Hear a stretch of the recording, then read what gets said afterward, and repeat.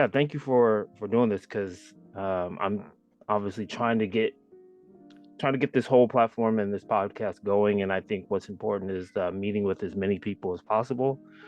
Um, Anyone that either shares the faith or that doesn't, just many different backgrounds. I love to hear different stories and also learn from them. At the Yeah, same absolutely. time, planting the seed as well, because I don't have all the answers, and like I said, I want to continue learning and growing in my faith.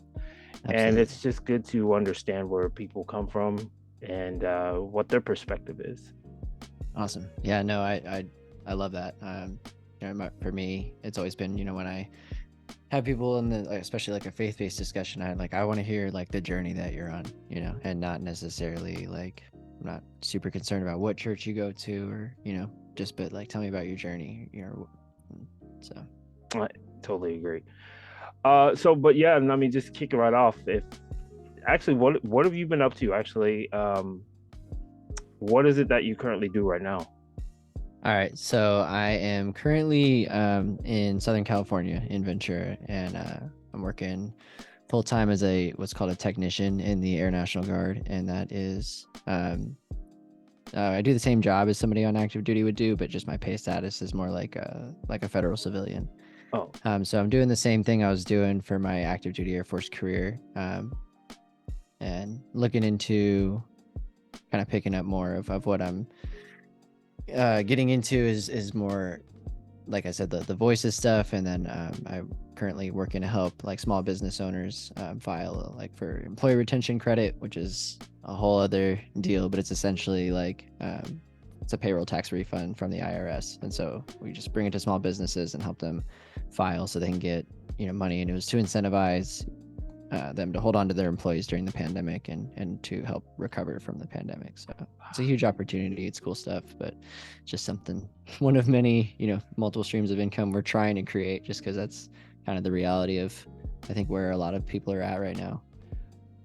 yeah, I agree. Um, well, one, just kind of rewind. For some reason I had the idea that you were still active duty. I didn't know was it just recent that you got out? Yeah, so I separated from active duty in 2019. And then, but the Oh, way I did it is something that's a process of going from active duty to Air National Guard called a Palace Front. And essentially what it means is you transfer services without a break in service. And so there was about a 8-9 month period where I was only 1 weekend a month with the unit that I'm currently at, before I was able to pick up the full-time technician thing. And so that's kind of a temporary contract. It's got a time limit on it. And so the entire time I've been there, my goals have been changing and shifting, and that's always interesting and fun. I went into the Air Force in the first place trying to be a pilot, and had multiple opportunities where that kind of came up and went away, and sometimes things go that way. And as I've grown and come into the person that I really like, feel like I'm becoming, and realizing that that's definitely something I enjoy, as potentially like a hobby. I'm yeah. very close to getting my private license, and I've enjoyed just flying around here in Ventura. It's absolutely beautiful. See, that's Not awesome. something I think I want to do necessarily as a career.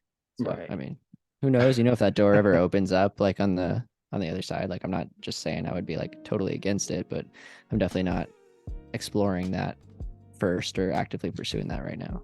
Right. No, I'm a big believer that God places us where He wants us to be. Oh Um, yeah. Even if no matter how hard and much we kick and scream and claw trying to do the things that we want to do, and then sometimes it just doesn't work out. Um, but yeah, I remember working at the Air Force Academy for I believe like 4 years, and but before that though, I also had that aspiration or that passion to become. I didn't want to be a pilot because I wasn't a fan of flying, but I definitely wanted to work on aircrafts, Oh become yeah. aircraft maintenance in the Air Force, because that is something my dad did, and before he transitioned over into IT. Okay. And but yeah, for some reason, when I was taking the ASVAB and everything, I just wasn't scoring high enough to qualify for what I wanted to do. And no matter how much I worked at it, my wife even helped me get tutors and stuff. It just for some reason it just wasn't working out.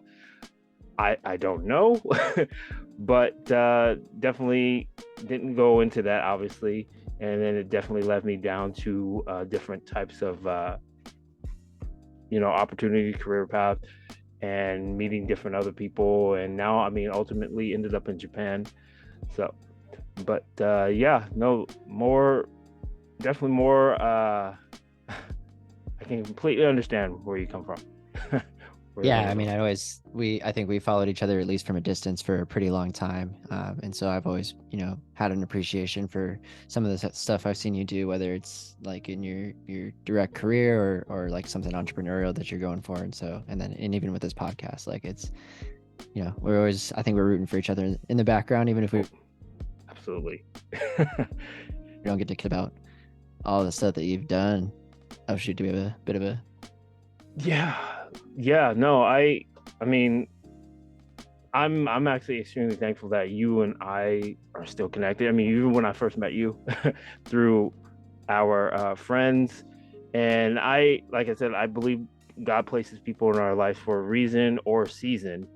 um, absolutely and the fact that I'm still connected with you, I know there's a greater reason for that, and I'm happy and I'm thankful, and I'm obviously continuing to pursue like what that reason is. I know part of it is to continue, strengthening each other, encouraging each other in our walk and our faith. And I'm thankful that I'm able to connect with some of the people that I've met in the past and to this point, and then moving forward. Um, so yeah, definitely, definitely rooting for you and your family. And thank you, man. yeah, no, I mean, definitely career paths, and even the thing that you said before about how you and your wife are definitely trying to figure out different sources of income to come in, which is definitely very important in this day and age.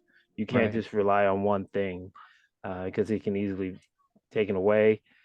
And that is something that I'm trying to do as well, continue to do. It's difficult, it's tough, but I enjoy the journey and I'm learning a lot.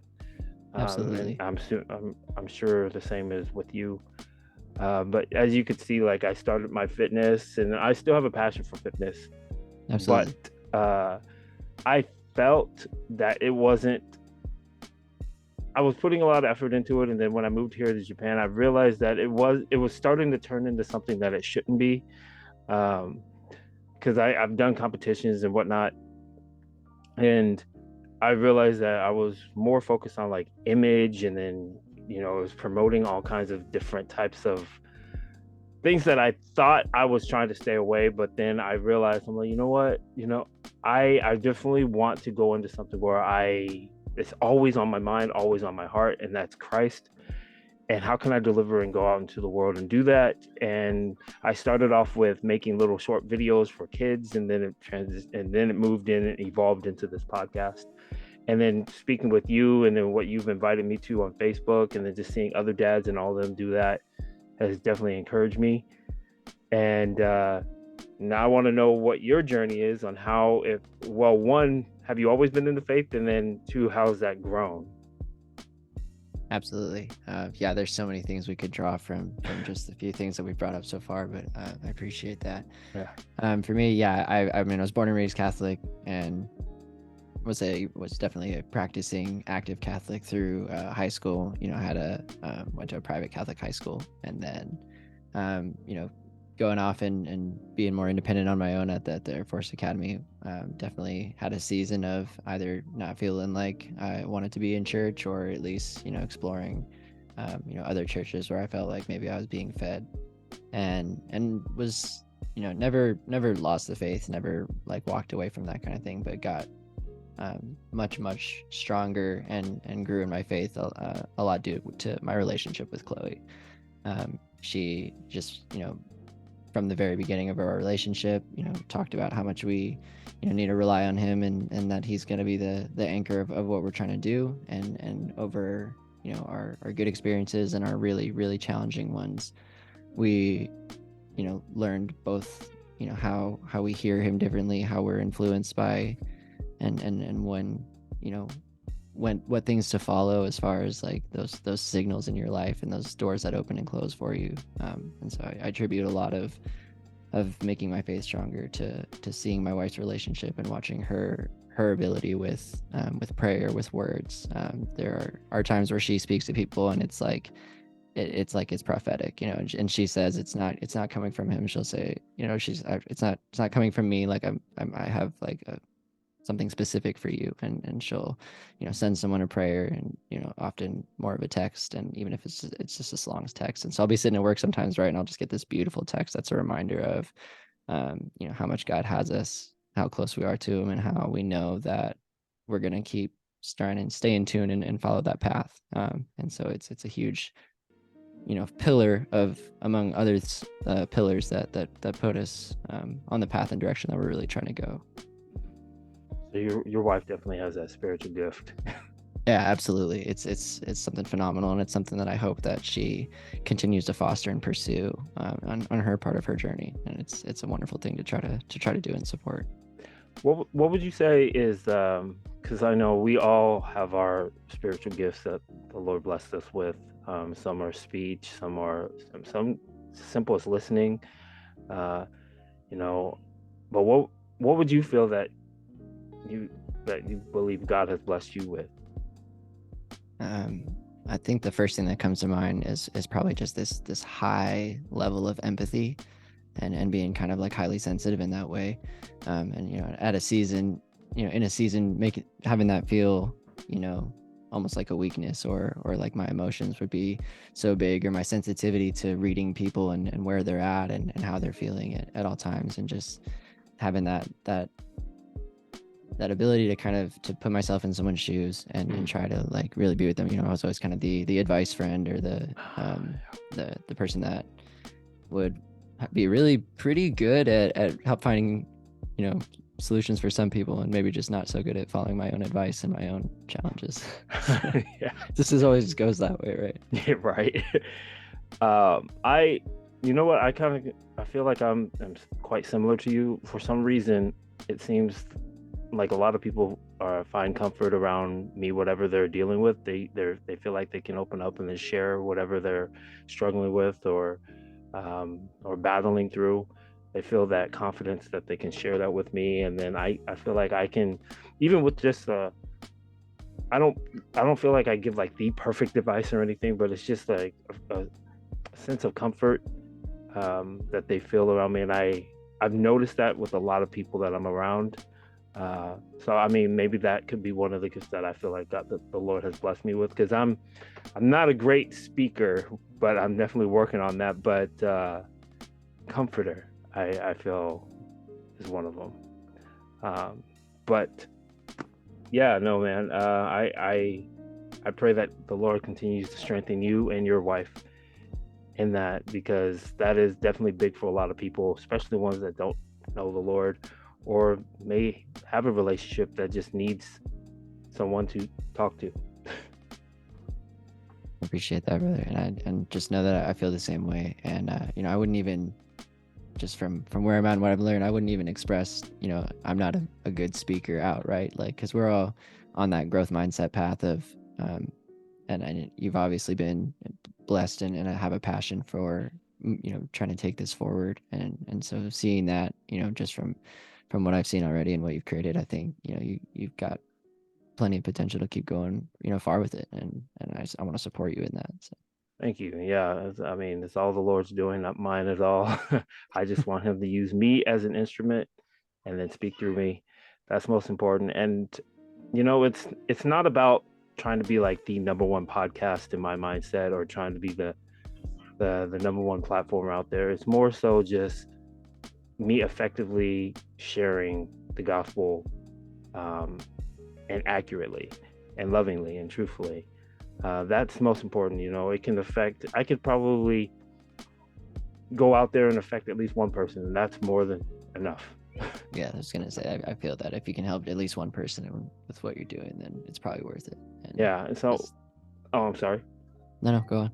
Oh no, just I mean, I've received comments such as like, "Oh, you're not getting that many followers, or you're not getting that many views." Or I said, if I'm driven by views or followers, then I'm doing this for the wrong reason. And to me, I enjoy every moment, even if a video just goes with no views. Like for me, it's out there. And Right. that's all I want to do. Like the command that Jesus has told us to go out into the world and preach the gospel. Right. And just shine and just be the light right where you're at. And Yep, it's a bit of that grow where you're planted aspect as well. exactly. Um, what I was also going to ask you about, because I'm really big lately, I've been really big into, especially with my boys, that the world, the way this world has been going, uh, trying to build a solid foundation for them in Christ. I know they're going to make their own decisions and live their own lives, and then it may go through a bunch of struggles and challenges. But I, as a father, I know God has placed it upon me to build them up in His name. And so my question to you is, how important is it to be a godly father in the family? I mean, I think it's incredibly important. Like I said, if he's not at the anchor of our family, our decision making, then I know we're more likely to go off course and to go down a path we don't want to be on. So we're intentional about making sure that we're in church as a family. We really appreciate the church we're in right now.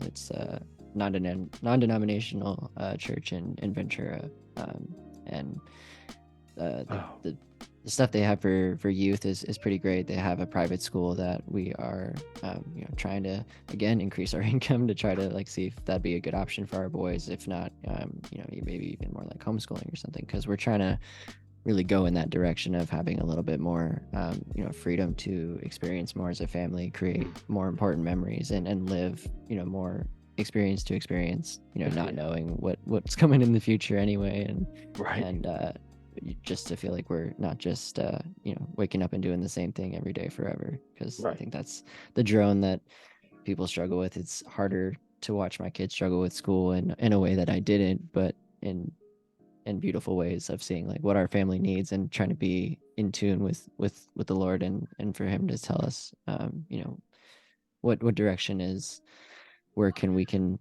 kind of have the things that we're praying for, and be blessed with those things, but also carry the importance and the responsibility of reaching those levels of success, and trying to help more people and shine in that way.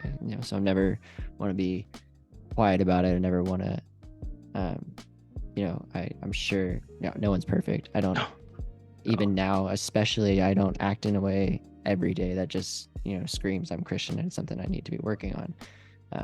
But it's definitely something that's in our heart and in our vision and value as a family. yeah, exactly. And just to touch on that last part you were talking about, um, yeah, I try to live my life according to Christ, trying to stay on the narrow, but sometimes you do fall victim to the flesh where you end up saying some things or just blowing up, or but I think the really important thing is that when we have Christ in our life, we recognize it. Sometimes there's a lot of people that don't. And when you recognize it, you can definitely pray. Like for me, I pray every single morning, and I'm just praying and asking the Lord, help me with my words, help me with my patience, because sometimes my boys drive me up the wall at Oh times. yeah, oh yeah. Uh, and I don't want my boys to fear me, but I also want them to also still respect and to see me as a fatherly figure, but then also someone that more importantly loves them and will be there for them. And I will have my moments. I that's everyone. No, um, absolutely. but I think the important thing is that you recognize it, and like you said, that you strive to become a better version of yourself each and every day, and recognize the the problems that you don't want to repeat. Oh yeah, absolutely. If it's not something you're not actively working on, it's not just going to get better. I think a lot of us have that um, tendency to to say like, yeah, it's not that bad, and if it's like it's that same tendency to want to be comfortable, right? It's the same reason, like you understand with fitness, of doing the hard thing repetitively that you don't really want to do, Mm-hmm. and to knowing that that's the way through, to gain the benefits. And I think Yeah. it's the same way as where people are comfortable not actively wanting to be you know, it's not that they don't want to be a better person, a better father, a better spouse. Like I'm no way like judging people at all. It's just that like, and everyone's can fall prey to it if you're not careful, but it's that complacency that can sneak in. Oh yeah, exactly. Like I have a little, what is it? My slogan for the fitness brand: no challenge, no change. So obviously, Right. like Absolutely. you're saying, or even in fitness, progressive overload. It's not comfortable, but definitely challenge your muscles and they will grow. So it's the Yeah. same thing with your relationships with your family and your relationship with God. Yeah, like you said, you can't stay complacent or just feel comfortable. Um, and yeah, I think it's important that we also ask God, challenge me. Yeah. Yeah. Because Absolutely. my faith needs to grow. It needs to continue trusting in you. Because I've seen some misguided people where they feel like, okay, I'm saved. I can definitely just continue to coast by. I'm like, no, that's not how it works. But yeah, no. But my next question for you is, would you say that being a father today is harder than it was for, let's say, our fathers?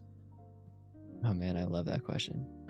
Um, I think it's interesting, right? Because there's that, you're always going to have that duality of, and I'm sure our parents were the same way, of like, you want to do it better than your parents did it. And so you're naturally going to try to do some things differently. And I think that's great. While at the same time, maybe not all of us, I'm not assuming, some people don't have the best relationship with their parents, but like for me, like I feel like my parents did a tremendous job. I love thinking about my parents as parents, how they raised me, and the values that they gave me, and the things that are really important. Mm-hmm. At the same time, it would be foolish to say that I can't look back and now, as a 30-year-old, start looking at things and being like, oh, like I think maybe you guys could have handled that a little differently. But knowing what I know now, like, Right. but it, I think that's the one of the things about parenthood you're trying to break. You're trying to like break those small cycles, those things. And so like we try to do like the gentle parenting thing, whereas very early on as a father, like I didn't have any issues with spanking, and my dad would always give me, we called it the love tap, right? It was a little not shot to the back of the head. And I literally now to this day, like that wouldn't upset me. I know that there's people out there that would think that not having any like spanking ever would be, but when you look at the studies and you look at the impact it makes on them, and you really just do the research, and you realize what you get pointed towards, the work that's worth doing and towards the efforts you make. And so our family has been going through so much more growth and transition at so much more of a rapid rate.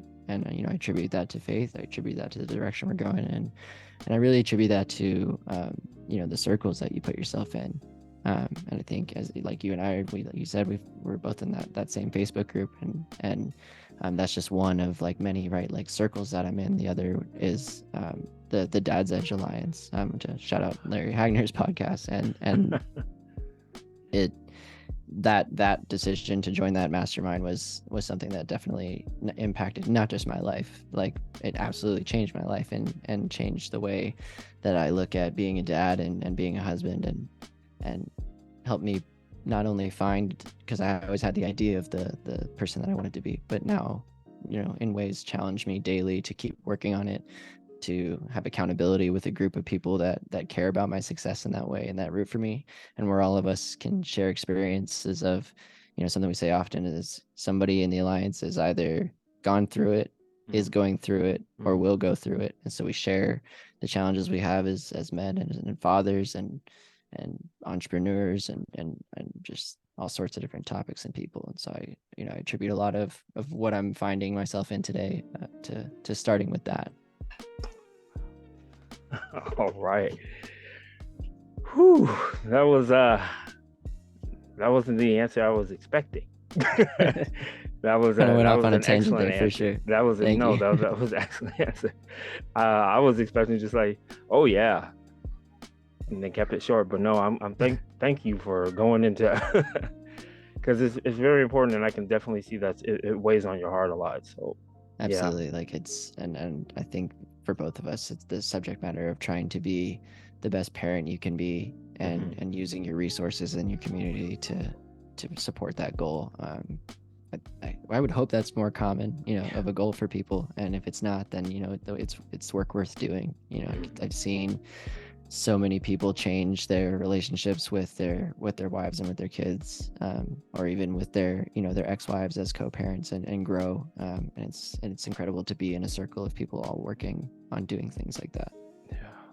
Yeah, and I mean, I thank you for inviting me to those groups as well, because I think it's important. Yeah, that I surround myself with other like-minded men, like you're saying, that either we've been through it, going through it, or will go through it. I can say the same thing for me. Growing up, my dad and I's relationship wasn't so great, and I think it all was about me. I grew up as like an independent mind. I did I did a lot of things I learned a lot of things on my own, and I never really reached out to my dad to like teach me. My dad was always there. Don't get me wrong, like he was always there for my games, and always got, my brother and I involved in a lot of activities. He made sure he was there, because the same thing for him when he was growing up. He made a promise that he was going to do that for his boys, because he didn't have a great relationship with his dad. He barely even saw him, to be honest. It's to the point where he doesn't even want to call him dad. He just calls him by his name. And so he made a promise that he's not going to do that for his boys, and then that he's going to be there. And for me, he and I don't know. I didn't resent my dad. I loved my dad. I just was that type of person that just did a lot of things on my own. And it wasn't out of rebellion or anything like that. It was just, I felt like I could do it. And I think it kind of rubbed my dad the wrong way. It's like, I'm trying to be a dad. I want to show you you're first on a lot of things. And he finds out that, I already know how to do it. And, oh man. But growing up, I haven't, to be perfectly honest, I haven't physically seen my dad in nearly 15 so years. Oh wow. Yeah, and he lives over in Ohio, but I definitely give a lot of credit to my mom and my dad for raising me. Definitely, like what you said, like they given me a lot of core values, and to be respectful, care for others, love others, don't take things for granted, things that you want, work hard for. And so I'm trying to instill those values in my boys as well. Absolutely. And I'd say our walk with the Lord, I'd say I give that credit to my mom. She was more of the she was more in her faith, and follower in her faith, more so than my dad. My dad believes it's just that he was more involved with a lot of other things, work-wise, and that's where his mind was most of the time. And so I give a lot of credit to my mom for that. But one thing that I want to learn from my parents, that I'm definitely relaying that onto my boys, is most importantly is I want them to have that strong Christian value foundation. Like I said, they're going to experience a lot of things in their life. They're going to make their own decisions and their own hardships. But to this point right now, I try to correct my boys on how they should treat people, how they should view people. Don't speak negatively, no matter what their lifestyle is. Especially if you truly care for the individual and you want them to know Christ, doing those type of things will not help. Yeah, absolutely. And yeah, I made a promise that I will always be there for them, and I pray and ask the Lord that I can be a better father than I was yesterday, better husband than I was yesterday, and just continue to grow. And because I truly believe that having the Lord at the center of this family has got us to where we are now, and then will continue moving us forward. And yeah. I know that totally resonates with me, man. Like we do, our nightly prayers. Bedtime is it's an interesting thing, because I think in many ways, at least as compared to when I was a kid. I can't recall off the top of my head when I started like going to bed without my parents, right? Mhm. But in our house, it's a little 2 bedroom apartment. I got 3 boys. There's a triple bunk bed in one of the bedrooms. Like that's just how we make it work.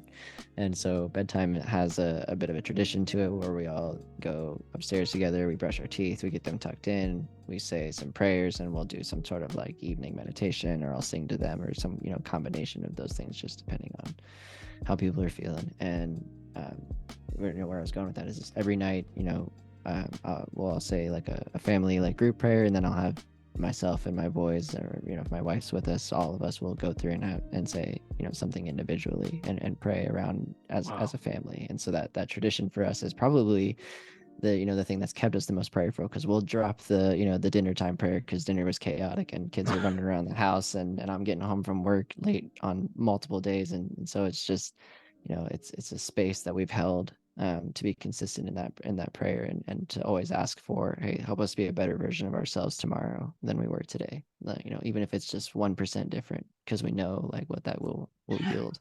Oh yeah, it's a big difference. Uh, that I'll admit that is something that I am continuing to work on with my family is prayer time. For Mhm. me, it's becoming a lot easier, but trying to involve my family where we can find time to do that. It seems like maybe dinner time, but I would love to just have a time where we can just sit down, and it can be just for 5 minutes, 10 minutes, doesn't matter. Just where we can all just speak to the Lord and share our concerns. That is one thing I'm continuing asking the Lord and the Holy Spirit to, guide me on trying to find the perfect opportunity or the Right. right time, not the perfect, but the right time to do it. No, I totally get that. I mean, my wife and I want to do the same thing. Like, I have a goal, right, to be up a little earlier and just have that time to do like a devotional together, and kind of meditate, and Mhm. visualize together, and expand that morning routine into adding like a workout, because it's hard to get in the habit and keep it consistent, even like, and just move forward in that way. Yeah. No, they say, actually, I was looking this up. They say if you do something for, I think it said 15 to 30 days, it becomes a habit. Okay. Um, of course, you don't want to mindlessly pray to the Lord, but I think it's important that we stay consistent in our prayer throughout our day. But Mm. for me, it's like the perfect time is in the morning when I'm about to go to the gym.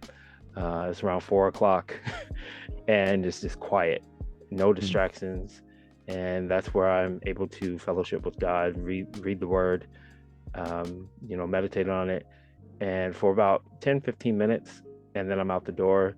Then I make sure it's a point for me to come home before my son goes to school, because it's very important that I do that so I can at least let him know that, I mean, I can say goodbye to him. Uh, but I'm thankful for all of this, and just now trying to pull my family into it. And yeah, they enjoy it. My Kai, he's starting to ask a lot of questions. As you know, in Japan, there's like 0.1% are Christians or followers, Wow. uh, and there's a lot of temples around. And so I explained to him. He's like, "These are false gods, right?" I'm like, "Yes, but don't just openly say that to somebody." Yeah. Okay. So I said, if they have any questions, feel free to answer. If you don't know the answer, then we'll find out together. But again, just treat the people with respect, even if their beliefs are not in line with yours. Right. So he's like, "Oh, okay, okay." I was like, "Yeah, don't demonize somebody just because they don't share, because maybe they don't know Christ, or if they did and they chose to reject them, still, if they have questions, share what you know, and don't put them down, because that's no way of inviting them into the family of God if you're just gonna put somebody Right. down." Yeah. Uh, Guiding our sons to try to learn to communicate in that way, and have that respect. You don't have to agree, you don't, but it's so hard for them to understand that yeah, communication piece and how to walk through it. And yeah, yeah, it's important work. yeah. So I it looks like I only have a few minutes, and then my boys are keep popping in, waiting for pancakes. So, but yeah, if we can do a two Yeah. part, that'd be awesome. Yeah, But it wouldn't be a problem. before you go, though, I really like to ask a lot of people this. But what's your favorite passage in the Bible?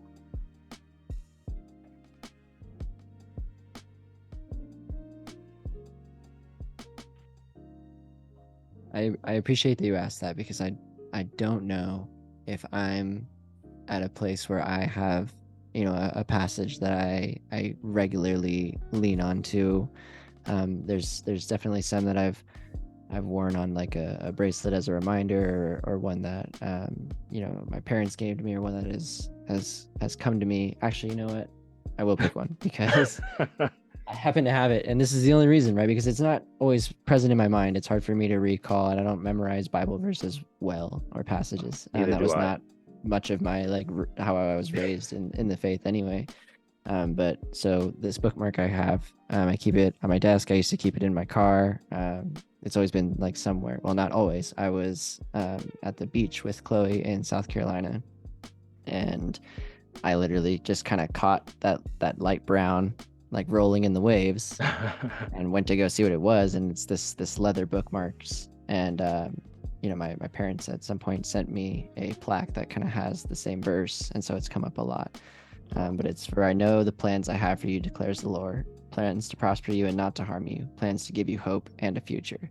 And the beach has always been a very spiritual place for my wife, especially, and a place where she just finds God's presence, and listens to the ocean and breathes. And I always enjoy being in that space with her and our family, kind of feeling that energy. And so when this one washed up on the beach, I think in the future we'll recall that this is the one that I need to keep coming back to. Nice. That's awesome. That's awesome. Yeah, that one sticks in my mind as well. And another one that sticks in my mind. Well, I have a lot, so but I just don't. I'll quickly say it, but mine is at the last verse in the book of John, when John 21:25, for Jesus did many other things um, as well. So if they were all written down, I suppose that even the whole world would not have room for the books that would be written. Um, so for me, that one is very important to me, is because Jesus is continuing, and the Lord continues to work in our life. Um, but I wanted to share that with you, and looks like I only have a few seconds before this thing shuts off. But yeah, let's definitely schedule for a part two, because I want to continue talking, because I enjoy this. You're probably the first person I know that really articulates their thoughts and I very appreciate that a lot. clearly, and I really am learning from you. So, uh, but yeah, let's schedule another day whenever you're free. Hopefully soon. Yeah, no, I appreciate it, and I'd be honored. It's been fun to catch up. We definitely have more catching up to do anyway. And so yeah, I'd love to do that. Awesome. Awesome. All right. Well, I will catch you. Have a great afternoon. About to hit these pancakes. And happy Enjoy the Easter, man. pancakes, and happy Easter to you as well, brother. All right. All right.